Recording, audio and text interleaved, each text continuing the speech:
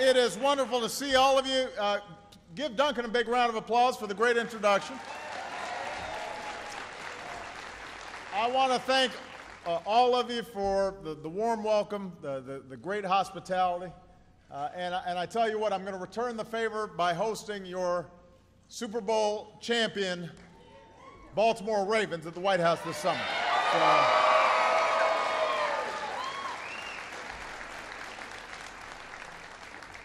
We'll have Ray Lewis in the China room. What could go wrong? I want to thank your CEO, Peter Bowie, and your plant manager, Robert Kroom, and your entire team for showing me around this great facility.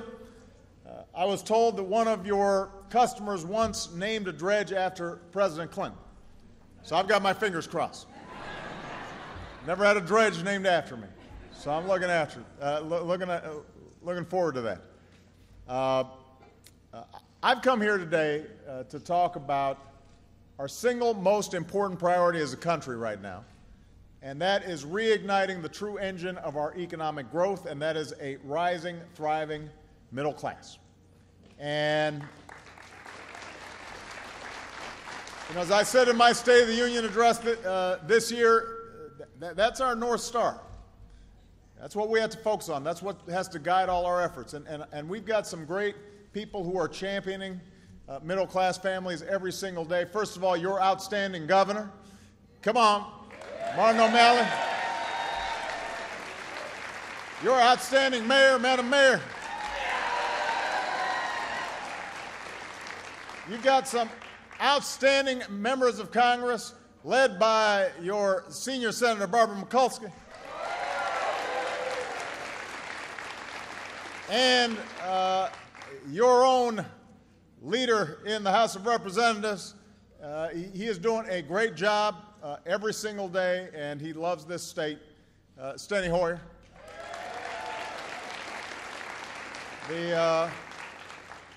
So we've got just some extraordinary folks here. Let me make sure Elijah Cummings is here. But more importantly, Elijah's mom is here.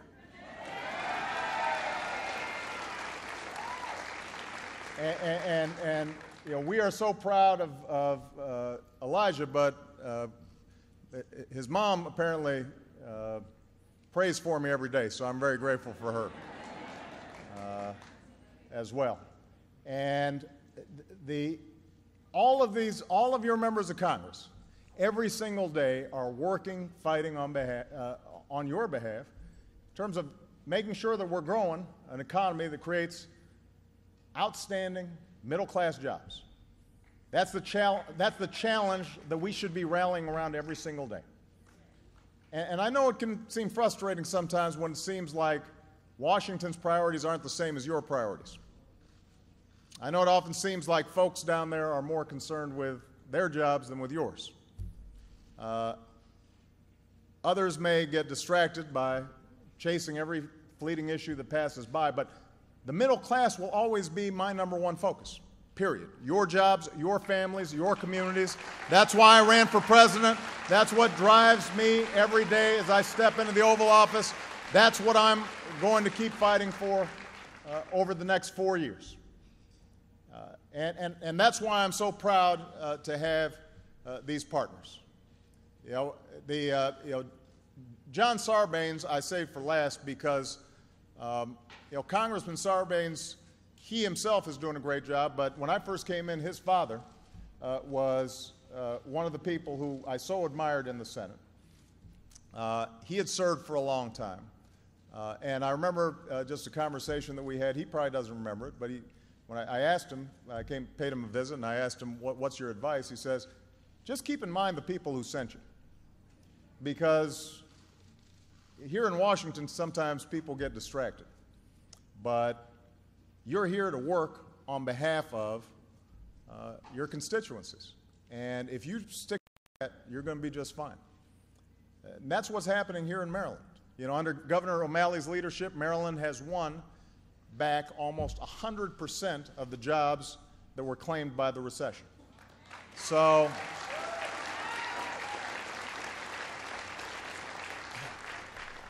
you might not know it if you were just watching the news and you're exposed to all these partisan battles and brinksmanship in Washington. But the truth is there are a lot of reasons to be optimistic about where this country's headed, especially after all that we've been through over the past several years. And that's got to encourage us to roll up our sleeves and work together and take on the challenges that are still holding back the economy and holding down working families. Now, the good news is, in a little over 3 years, businesses like this one have created more than 6.5 million new jobs. And while our unemployment rate is still too high, it's the lowest it's been since 2008. That's good news. But that's not enough, because we've also got to create even more good middle-class jobs, and we've got to do it even faster. Corporate profits have skyrocketed at an all-time high. Now we've got to make sure that middle-class wages and incomes are going up too, because families all across America haven't seen their take-home pay rise for nearly a decade. That's the next phase. It's good that companies are profitable. I want you to be profitable. I want you to be taking a little more home in your paycheck. Our housing market is healing. But that's not enough. Now we've got to help more families stay in their homes or refinance to take advantage of these historically low interest rates. Our deficits are shrinking at the fastest rate in decades. That's the truth. That's worth applause, sure. Because you wouldn't always know that listening to folks in Washington, but the fact is our deficits are going down faster than they have gone down in decades. But we still have to create a budget that is smart and doesn't hurt middle-class families or harm our critical investments into our future. Barbara Mikulski, who's on the Appropriations Committee, she's fighting hard to make sure that this sequester that is slowing down growth, and we're starting to see growth slowing down because of furloughs and cuts in defense spending and a whole bunch of stuff that wasn't well thought through. We've got to make sure that we've got a budget that doesn't push our economy back down. We need a budget that pushes our economy back up. The American auto industry is thriving. American energy is booming. American ingenuity in our tech sector has the potential to change the way we do almost everything. And thanks to the grit and determination of the American people, we've been able to clear away the rubble of the crisis. We're now poised for progress, but our work is not done and our focus cannot drift. We've got to stay focused on our economy and putting people back to work and raising wages and bringing manufacturing back to the United States of America. That has to be what we're thinking about every single day.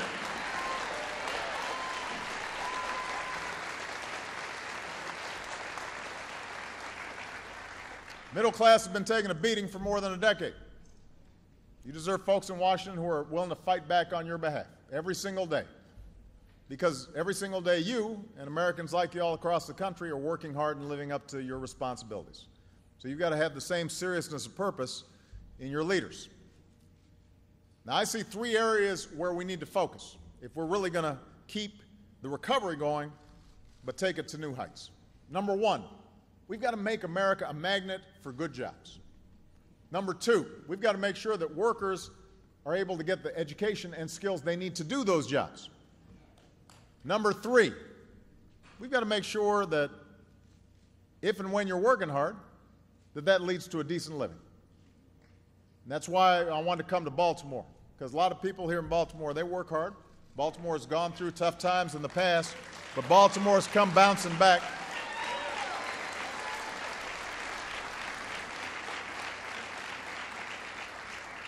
I started a few hours ago at a pre-K program at Moravia Park Elementary School. Their kids are getting a head start learning skills they need to succeed in college and the workplace. And by the way, this is a center that was named after Steny Steny Hoyer's late wife, Judy, because she and Steny share my belief in the importance of giving every kid every chance as early as possible. You know, I got to help with one of the lessons. We were having to draw zoo animals, and I've got to say my tiger was not very good. The kids were unimpressed. They kind of looked at it. They said, "That doesn't look like a tiger." But they were amazing. And later today, I'm going to visit with a program that helps people who've gone through some tough circumstances, especially low-income dads. And this program's now helping them get the training and the guidance they need to find work and support a family, which is a priority. Because and probably some of these folks who I'm meeting, they didn't get that early childhood education that put them on the right track. And what we want to do is, first of all, make sure our kids are getting the training they need. But if they missed out early on, we still want to give them opportunity on the back end. But obviously, the training of kids, giving them good education, training older workers, none of that's going to make a difference if we don't have great companies that are hiring. And that's why I wanted to come to Ellicot. Ellicot Dredges, you guys are an example of what we can do to make America a magnet for good jobs. After all, y'all know a thing or two about growing the economy. You've been doing it for more than a century. This company was founded in 1885. You've been right here on Bush Street since 1900. This company built dredging equipment that helped dig the Panama Canal. That's impressive. What that means is this company right here in Baltimore literally helped create our global economy, because that was one of the first connectors, right, that started to allow us to ship goods and cut the distances that integrated the world economy. And yet, after all this time, this company still has a set of core values that's lasted for generations. Just like the folks who came before you, you've got that drive to make the best machines that money can buy, to sell products all over the world, to grow not just a business but a community, and by doing that, you're growing our country. And these values have seen you through an era of enormous change. Your leaders saw the potential in developing markets like China and India and Brazil and Bangladesh, so you ramped up your focus on exports, maybe on airports too, but on exports. And the federal government has worked with you as a partner to sell dredging equipment right out of this shop all over the world. You maintained your quality. You built a sales force that travels everywhere, out hustling the competition in search of new business. All that hard work's paid off. Today, this company, you have sold equipment to more than 100 different countries. You've made new investments here at home. You employ more than 200 people in Baltimore and Wisconsin and Kansas. And over the past few decades, during some of the tough times for our workers, you were able to keep building equipment stamped with those three proud words, made in America. And you're selling it around the world.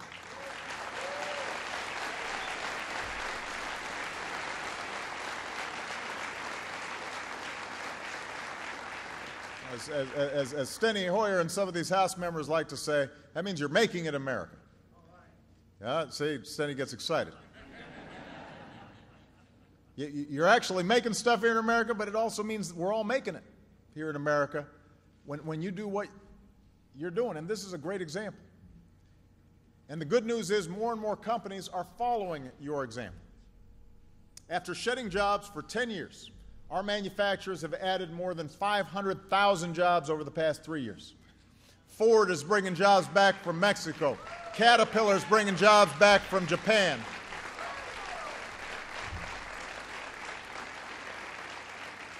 After placing plants in other countries like China, Intel which is making the chips in your smartphone and your iPad and your all these gizmos everybody's holding up right now. Intel's opening its most advanced plant right here at home, right here in America. Washington should be helping these kinds of success stories take root all across the country. That's why my administration's boosted our efforts to help businesses export more of their goods and services. That's why we signed trade agreements that will protect American workers but open up new markets and support tens of thousands of good-paying jobs. That's why we reauthorized the Export-Import Bank. And we are proud to have the bank's chairman right here, Fred Hochberg. He's here this afternoon. He's helping this company, as we speak, sell more goods overseas. And so today, exports are at an all-time high. We are selling more stuff around the world. We've added more than 1 million export-supported jobs since I took office.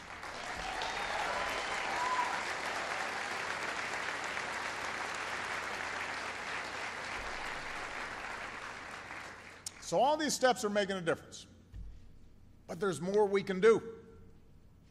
We need to pursue new trade agreements with Europe and the Pacific region. We need to invest in high-tech manufacturing centers because I want the next revolution in manufacturing to be made here in America.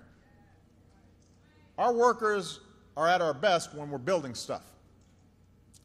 So today I'm also announcing the next step in our effort to cut through red tape that keeps big construction projects from getting off the ground. Now, some of you, if you've heard me, I'm really big on us rebuilding our infrastructure in this country. I want to put people back to work improving our roads, our bridges, our airports, our ports. We were talking about the Panama Canal. The Panama Canal is being revamped down in Panama so that it can accommodate even bigger ships. And these cargo ships are so big that if we don't remodel our ports here in the United States, they can't dock at our ports. They'll dock someplace else. We'll lose that business. So we've got to up our game when it comes to infrastructure. And the good news is when you do that, you're putting people back to work right away, operating dredging equipment and doing other stuff, and you're also laying the foundation for future economic growth. Now, the problem is, we've had some trouble out of Congress just going ahead and funding. I know, it's surprising, isn't it? But we've had a little difficulty getting our Republican friends to work with us to find a steady funding source for these projects that everybody knows needs to happen. But in fairness, one of the problems we've had in the past is that sometimes it takes too long to get projects off the ground. There are all these permits and red tape and planning and this and that, and some of it's important to do, but we could do it faster. So a while back what I did was I ordered everybody who was involved in approving projects to speed up the permitting process for 50 different big projects all across the country, from the Tappan Zee Bridge in New York to the Port of Charleston in South Carolina. And we've been able to, in some cases, cut approval times from 7 years down to a year. Right? So we've made progress. Today, I'm directing agencies across the government to do what it takes to cut timelines for breaking ground on major infrastructure projects in half. And what that will mean is that construction workers get back on the jobs faster. It means more money going back into local economies. And it means more demand for outstanding dredging equipment that is made right here in Baltimore.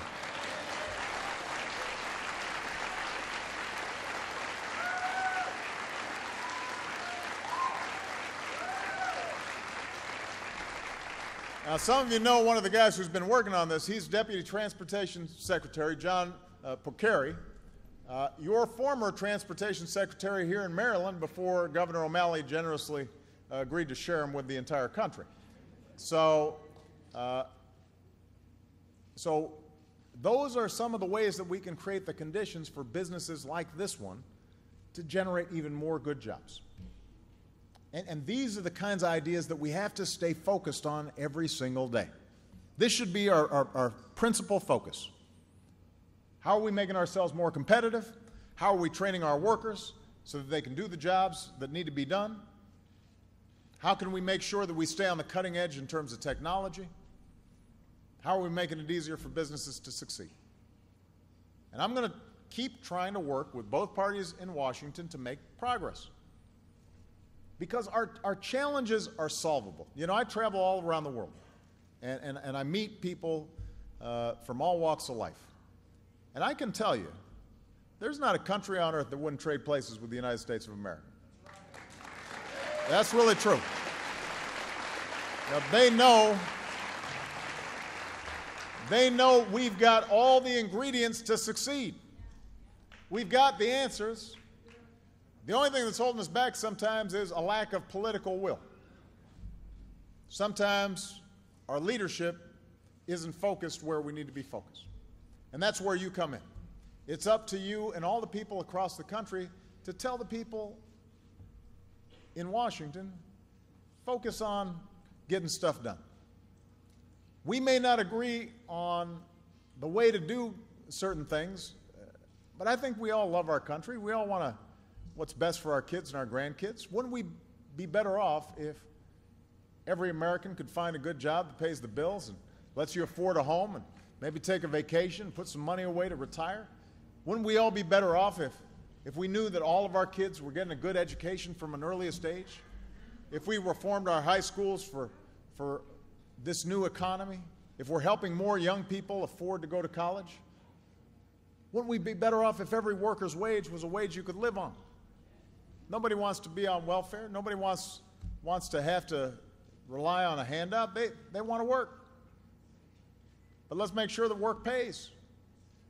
Wouldn't we be better off if every American could afford quality health care and the peace of mind that comes with it? That's why we passed health care reform.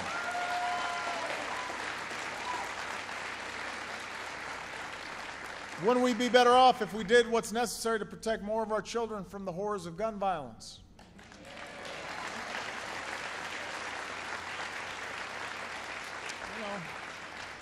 You know, there are going to be disagreements about how we get there. But let's remind ourselves that when we work together, nobody can stop us. When we do the right thing. That's what I believe. That's what I'm going to keep fighting for. That's what drives me. It's all the stories of people like you that I have the great honor of meeting and working with every single day. You deserve leaders with the same dedication and commitment and focus that the people who work at this company bring to their jobs every single day. And you look at those Dredges up there, and I met folks who've worked here 38 years, some who worked 40 years, and the pride that they take in their product and the way they all work together, that's the attitude that we've got to bring to bear here. I think about a woman here, Myrna LeBerry. Myrna LeBerry. Where's Myrna? There's Myrna right here. Myrna LeBerry. Myrna has been at Ellicot for more than 50 years. Now that means she started when there were no child labor laws, because it was clearly illegal. She was about 4 or 5, and they started putting her to work, put a broom in her hand, and, you know. But when somebody asked Myrna what lessons she learned after 50 years working at the same company, she said, be honest, be helpful, accept your mistakes and improve upon them, be good to people, keep a good sense of humor, have the best work ethic possible, and handle the good times and get over the bad. That's a pretty good recipe for success right there.